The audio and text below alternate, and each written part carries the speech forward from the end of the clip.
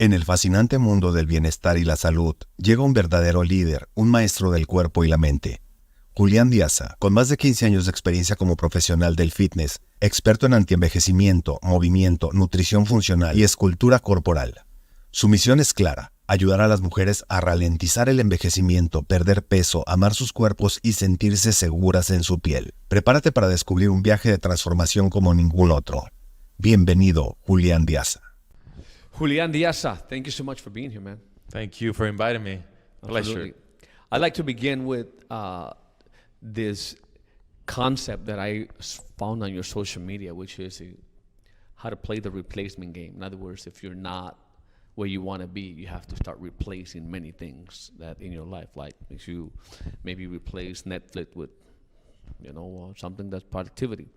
And I began there because obviously there was another post that I saw. You said, I went from being a very shy, introverted kid to now being the man that I always dreamed of being.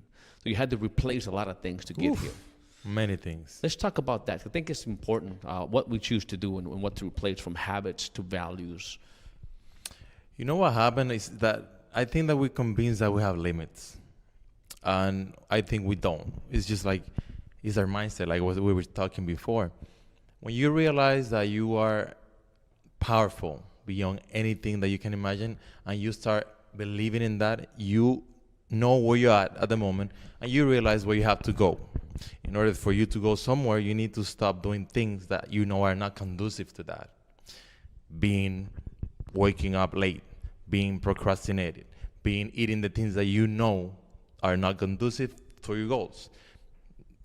Cutting relationships that you know are not good for you. So when you start realizing those things and cutting things that are going to be beneficial for you long term, because this is another thing, we want instant results, and that doesn't happen.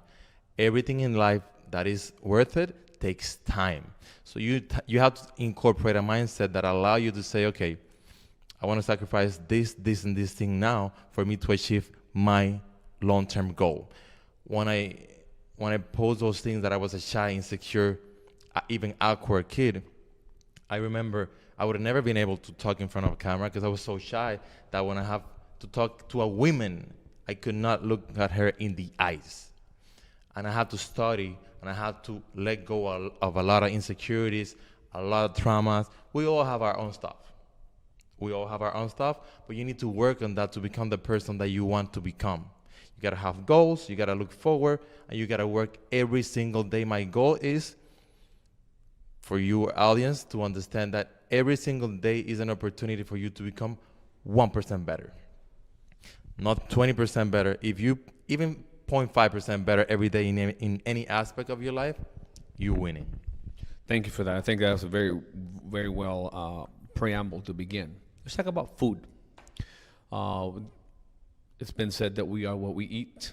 Yes. And so before you got into being very conscious about and intentional about what you eat, tell us how that changed your life in picking what to eat and how you went about removing or replacing a habit. Because obviously I can tell you, I go out there, I'm always gravitating toward the things that I like, and there's always a sacrifice making the right choice. How did you build a story in your mind to make you strong enough to choose the right food versus the one that you maybe grew up with? You say something that is very funny. It's not only you. We human beings, we gravitate towards pleasure and away from pain. Yeah. So it's not only you or me, it's like everybody. It's human nature. Human nature. So I have never been a overweight person or a fat person or anything. It's just that my integrity as a human being do not allow me to do certain things that I know they're not convenient for me. Everything starts from a self-love perspective. Because I say, if I love myself enough, I know these things are not convenient for me, therefore I'm not going to do it. It doesn't have to be food. Drinks, people, activities, everything that you know is not convenient for you. We know what's up. We know what's up. So when we talk about food, I was telling you before we started recording, there's a lot of misunderstanding about foods. There's a lot of misunderstanding about diet and nutrition, because nowadays,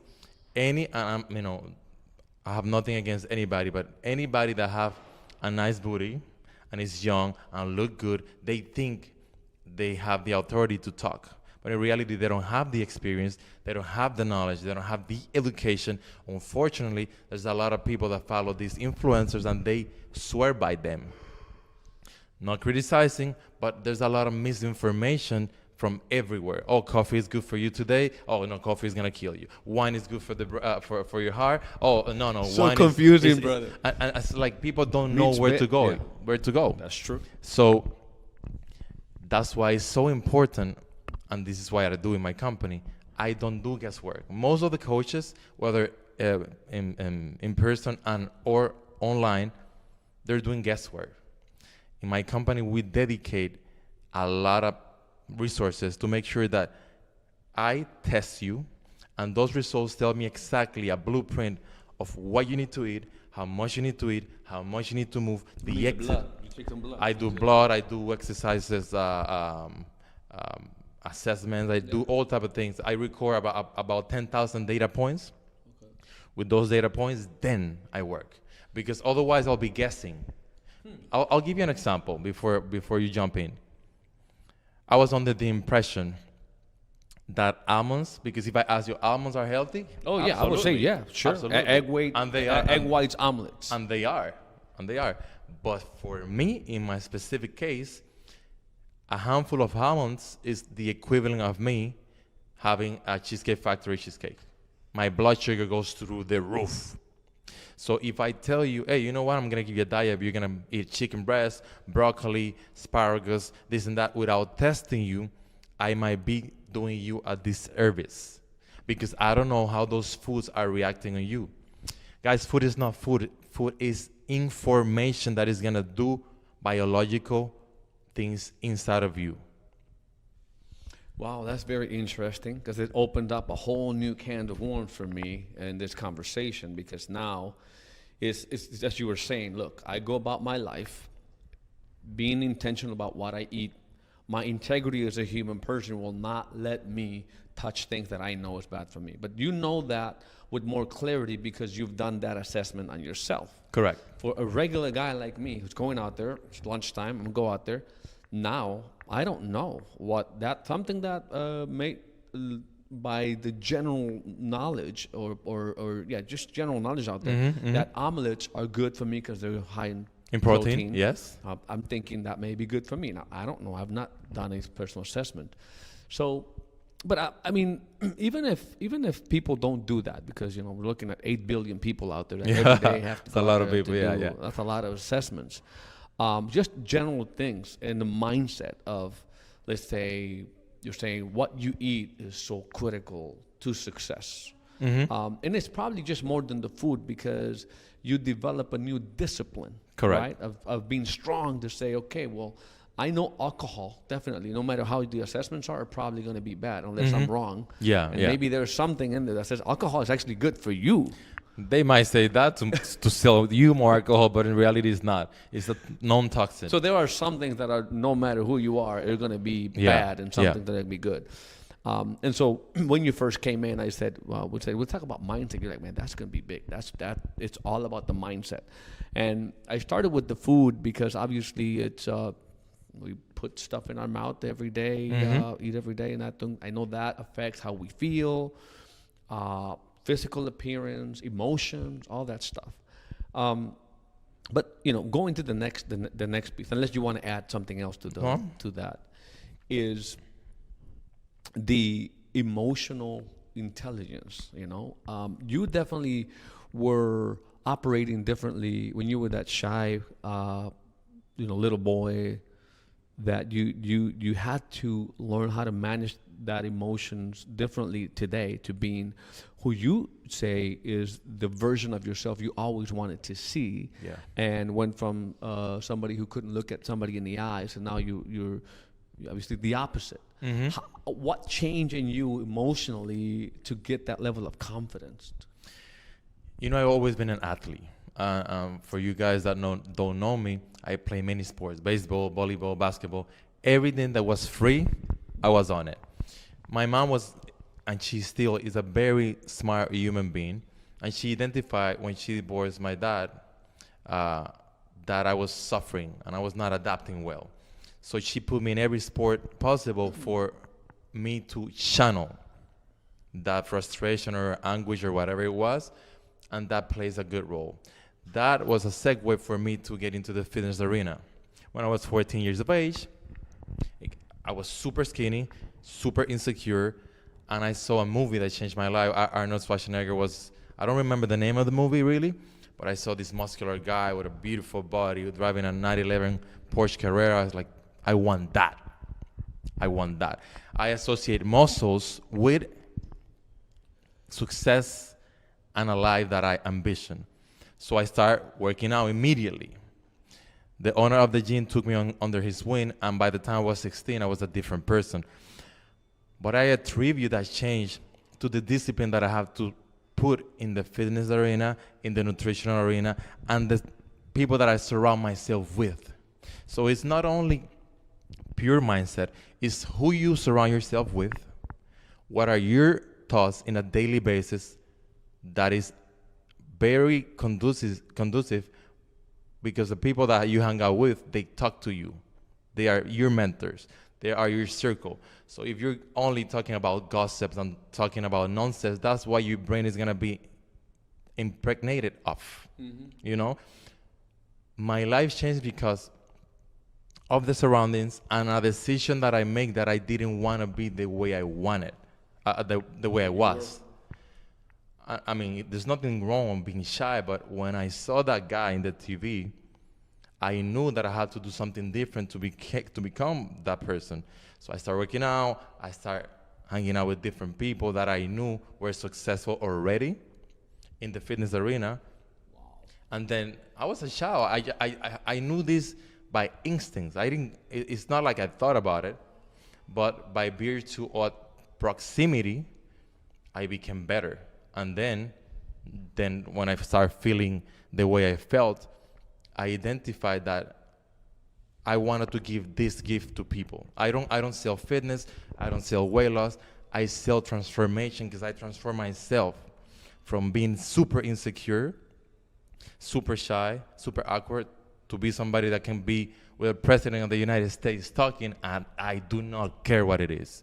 I'm very confident, borderline cocky for some people, but it is what it is. So it's a combination of factors.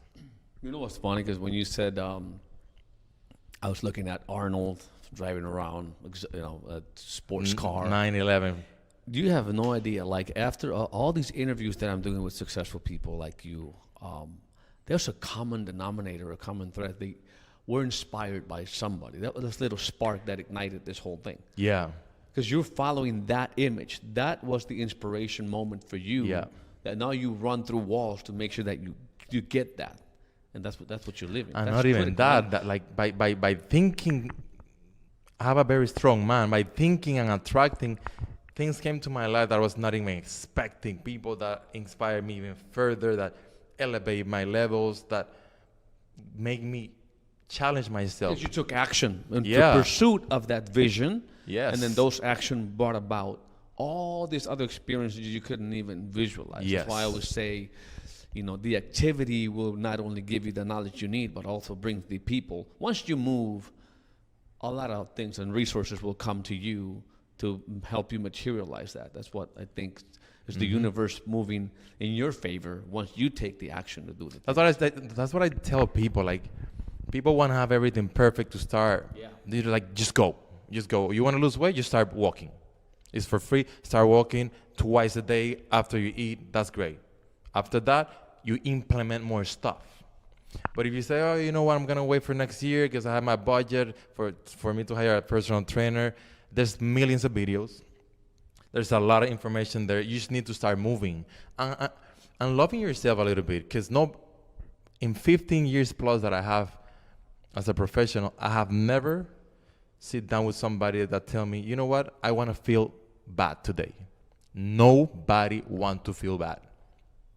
But yet, you don't do anything to feel better. So you need to start from a place of self-love first and understand, listen, and I always say this to everybody, You are a special edition human being. There's not gonna be anybody like you ever in the universe. By virtue of that, you should appreciate yourself more. Because we're convinced that we need money, that we need fame, that we need status. We don't need anything. We're perfect the way we are. We can improve, yes, but we're perfect the way we are because the universe brings us here for a reason. Okay. Well, let's keep diving into that mindset because it's really what it is. If you can recall some of the old ways of thinking that were keeping you sort of from where you are right now. We already spoke about inspiration. We saw that image, that car, that muscle guy that brought about all this. But what things that you conscious today that you can reflect back on and said, well, I used to think that, and now I think this, that are bringing a new reality to you? I used to think, yeah, very good question. I used to think that I needed to have a lot of money to be successful. I was convinced that I need to be a millionaire in order for me to attract the women that I want, buy the cars that I wanted, and feel good about it. But it happens to be that I have been around good friends that have all the money in the planet. And they have their own stuff too. They're insecure. They feel like people are close to them because of the money. And then they resolve one problem and they have 20 more. You know, because they haven't worked on their self, on them. They haven't do the work. So that was one of the most powerful limiting beliefs that I had, because I came from a very humble beginning.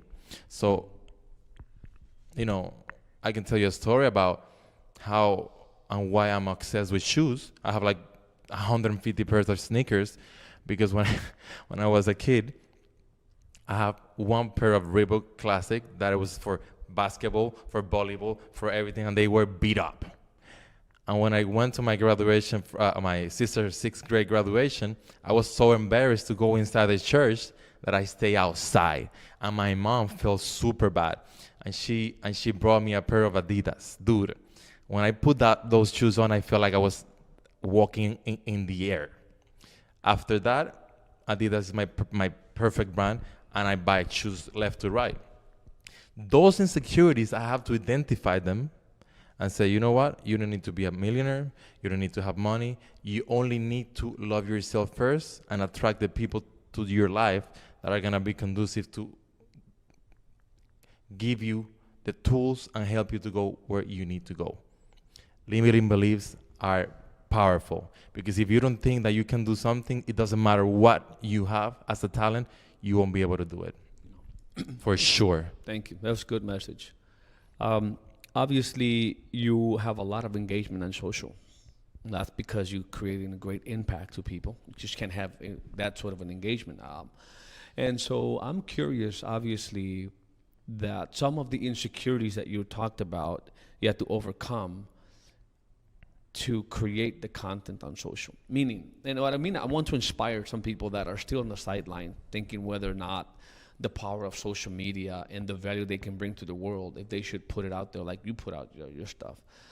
Just walk us through how you overcame and you made the decision to put yourself online and how dedicated and are you, like intentionally and strategic about growing your brand, your business, and impacting more people through the power of social media.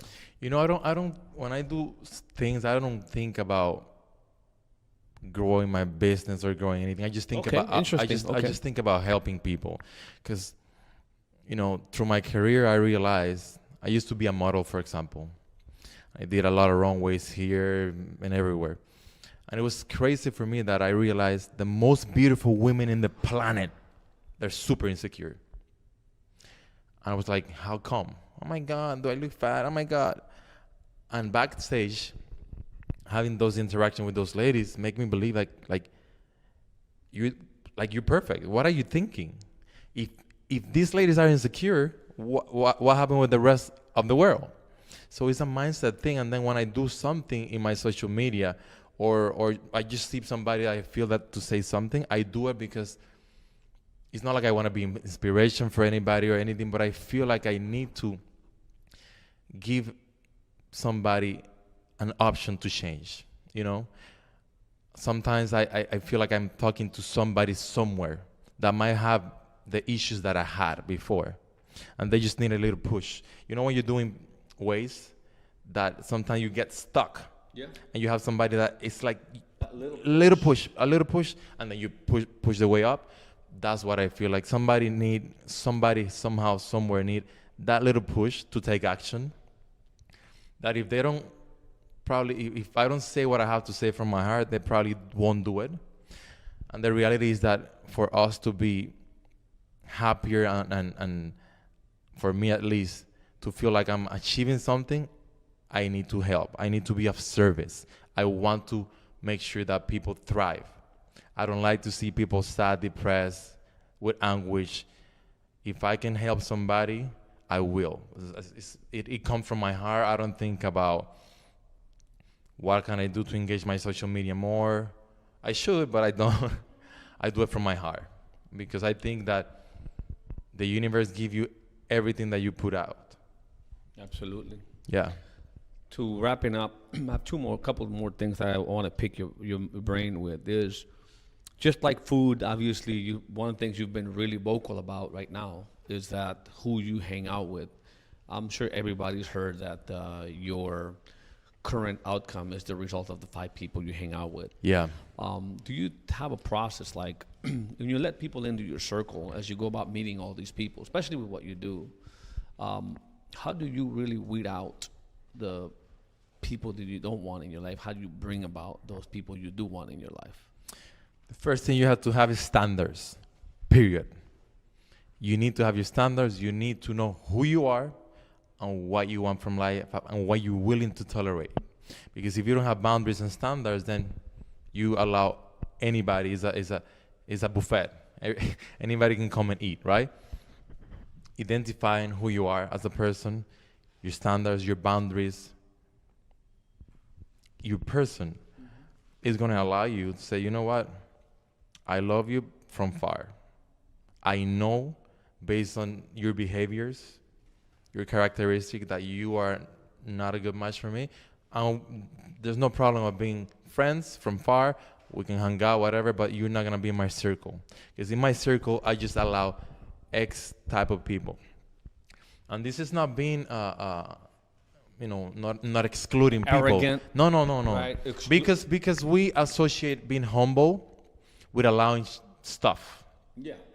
And allowing stuff that are not convenient to Where your do you life. put the line, like right? that's dumb. You need to set boundaries in relationships, in business, in friendships, with your family.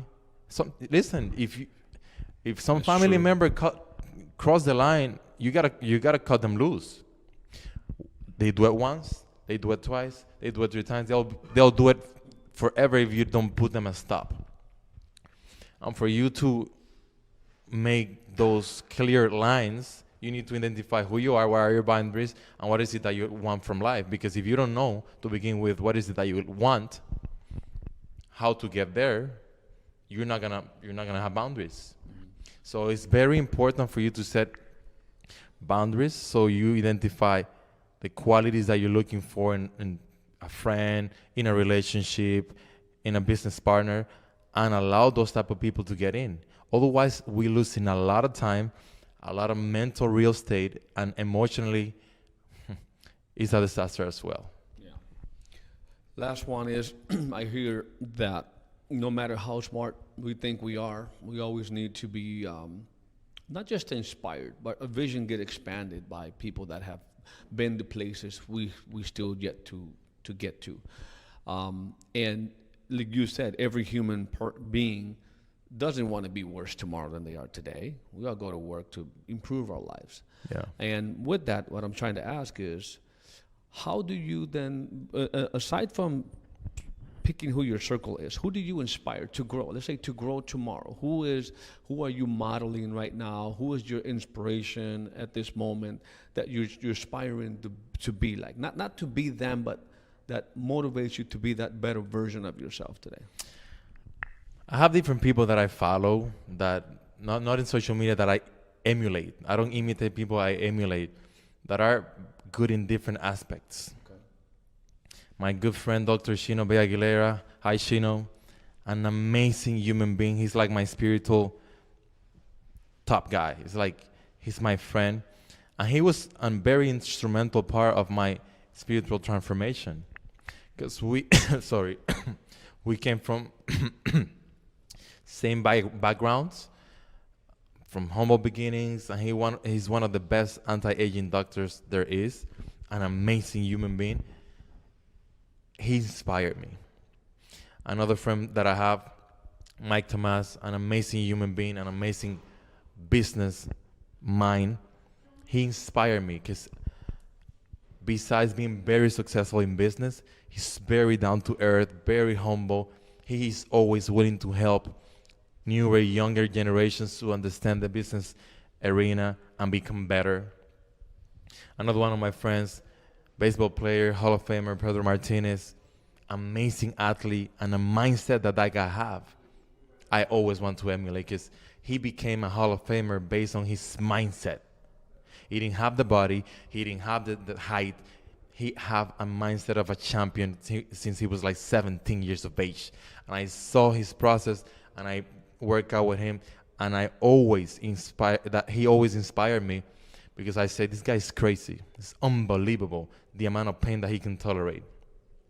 So I want to become better in every aspect of my life. So I have different people that I look, what they do, how they do it, so I can become better. But ultimately, and this is a message that I want to really incorporate into the conversation, you will never get to your goal, because once you reach a threshold, you want to become better, and then you want to become better. So this is never going to end. At the end of the day, like I told you in the beginning, we have that potential to always reach a new level. Like, who knows what level we are unlimited. Like we put